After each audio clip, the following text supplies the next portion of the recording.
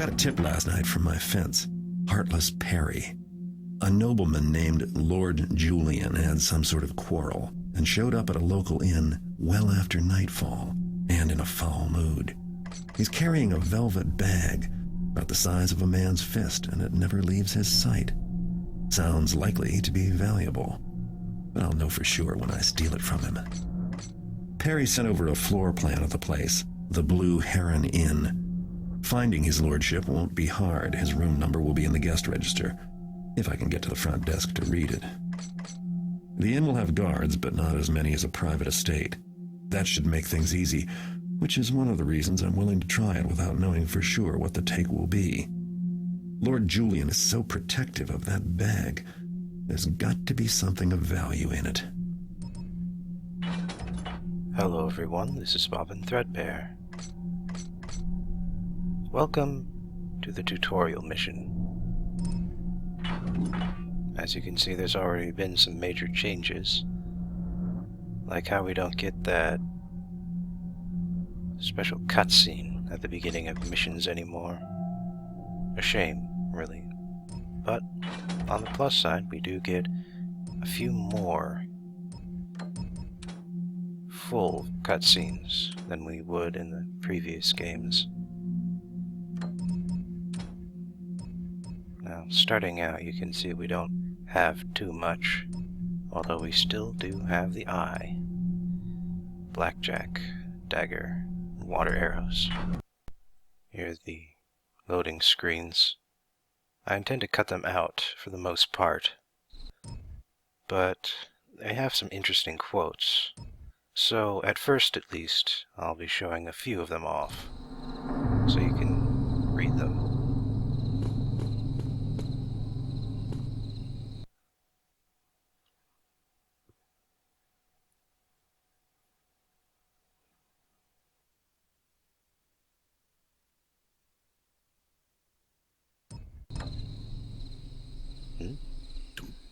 Oh, what the heck? Look at that! Garrett has legs. Heard something. Amazing. Just wishful thinking. Too eager for a fight, I guess. Of course, there is a reason for this.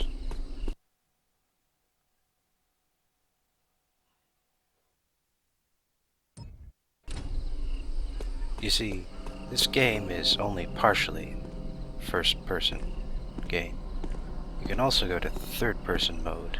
A guard's life, protecting people and places.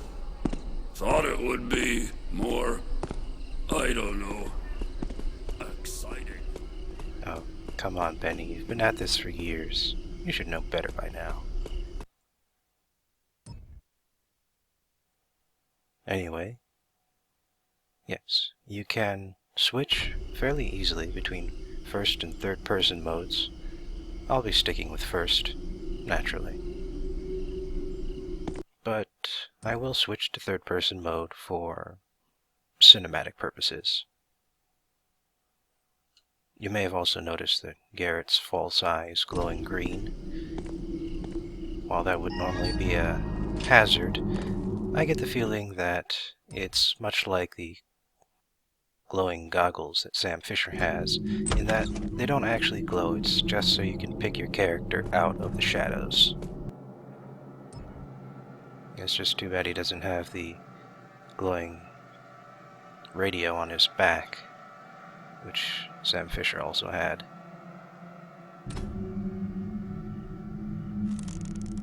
He's got an odd sort of pose there with his arms. Unfortunately, we can't see what it would look like because we automatically go to first-person mode when he does so. So anyway, how about that opening cutscene, huh? I find it somewhat ironic that this is the first game in which don't kill the guards is no longer an objective on Expert. And yet this was the first game whose opening cutscene featured Garrett not killing the guard. You may be interested in this too. The lockpicking minigame is much different in that there is now a lockpicking minigame instead of a lockpicking hold the pick over the door for a while game. Watch this.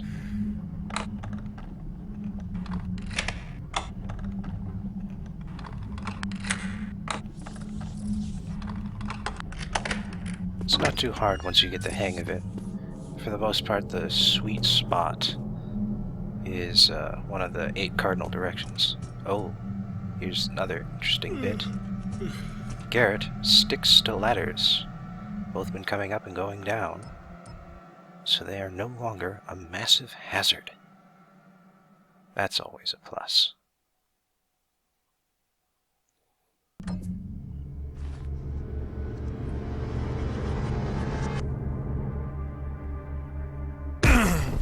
Character models don't look like complete ass either. Although the ragdolls tend to bend kind of funny.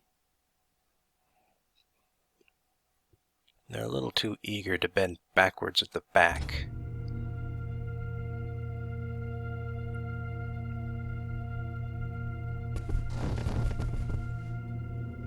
That kind of looked like it hurt.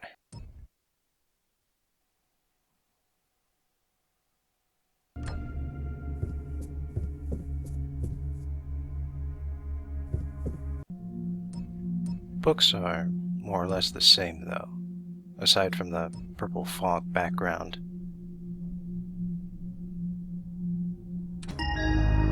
Lord Julian. Wouldn't do to have anyone think he was just Julian. Looks like he's in the Peony suite.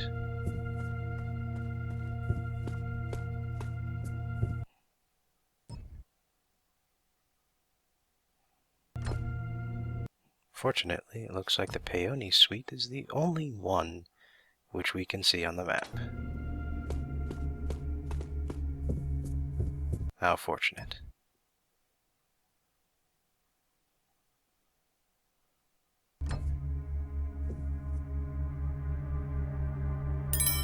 Another thing to note is that loot that's worth stuff fades in a lot more with stuff that's worth nothing.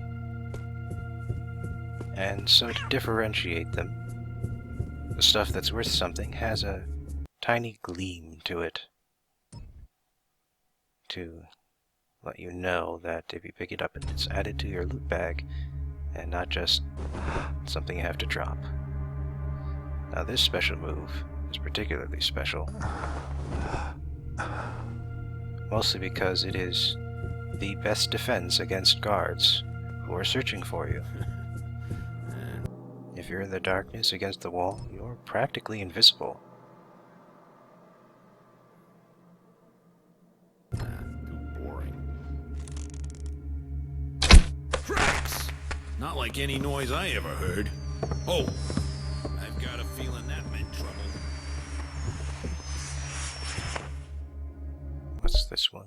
Nope, not valuable. Sometimes I just get a little too impatient to look for the gleam.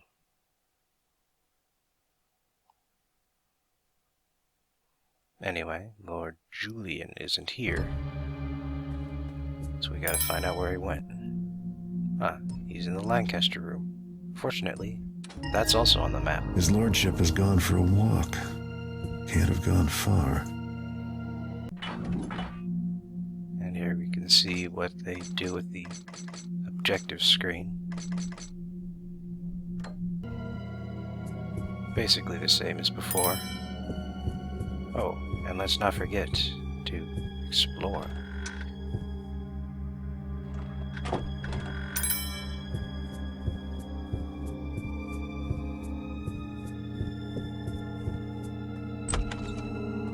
No, guess not.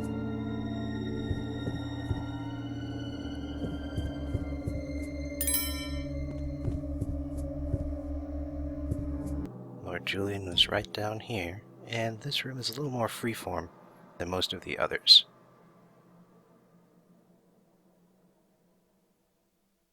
Basically a now show that you've learned all the individual lessons room. 5 picked men. My lord. 5 picked men with me, and we cut our way Well, through. I wasn't sure I really heard anything anyway. I won the bet. My shaft was closer by a thumb's width. The bloodline opal should rightfully be mine. If I may, my lord, I can help you. I know the castle. Out of the way, Well, peasant. you're a cook. What could you know? Every evening after sunset, the supply wagon comes through that gate and into the courtyard, and no one looks twice. Arrange for your men to be inside one evening. And then we cut our way through. 5 good men against 20. And my accursed cousin. My lord, listen. There is a passage leading into the castle from the courtyard. I can open it for you when you give me the signal. Probably heard a mouse The scurrying torch about. in the Lion's Head sconce. You must put it out. The Lion's Head torch. Yes. And when I reach the vault and hold the bloodline opal, I will take my place as head of the family. The Lady Elizabeth will be waiting. Even now she'll be flattering him, giving me time to return. Only the medallion is the only key, my lord. You must keep hold of it. You forget Lord Ember has another. I hear he guards it with his life. My lord, I wish only for peace in the household. The opal is mine. I won that bet, Morris. I won it. God damn, you're a noisy guard. Right, one last thing here is how to evade notice. I could kill him, or I could flash bomb him and flee. It's gone. I've been blinded! I will have your head. And there we go. Close one, but I've still got the goods. Nothing like mixing in society, especially if it comes with good loot. The velvet bag turned out to hold a bronze medallion stamped with a griffin. Valuable enough, but more interesting was the conversation I overheard between Lord Julian and the cook. Especially the part about a huge opal and a conspiracy for stealing it. I'd hate to have anyone but me get a stone like that. But I need a better idea where to start looking. If I show the medallion to my fence, I'm sure he'll know more. Heartless Perry always does. We may not get the opening cutscenes, but at least we get to hear Garrett talk twice for every mission. And I suppose that's some consolation. Anyway, we may have technically been caught, but as being part of the tutorial thankfully doesn't count against us. As you can see, we've added noisemakers and flash bombs to our repertoire, along with lockpicks, which counts as a character upgrade.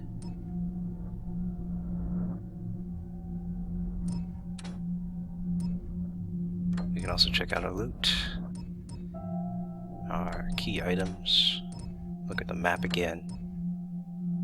See you for the first mission.